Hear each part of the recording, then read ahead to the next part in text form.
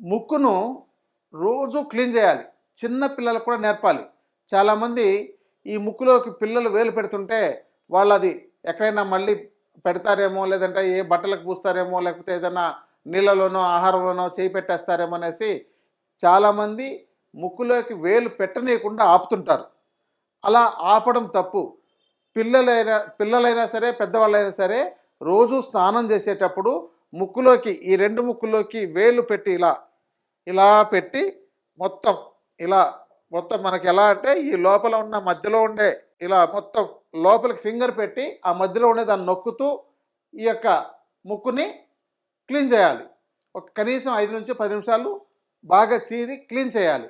చాలామంది ఇలా చేయకుండా పోవడం వల్లనే ఆ ముక్కులో బ్యాక్టీరియా, వైరస్ లాంటివన్నీ ఇంకా లోపలికి చేరుకొని సైనస్‌ల్లో పేరుకుపోయి ఈ సైనసైటిస్, అలర్జిక్ రైనైటిస్ వచ్చే అవకాశాలు ఉన్నాయి కాబట్టి ముక్కును తప్పనిసరిగా కఫం లేకుండా క్లీన్ చేయండి.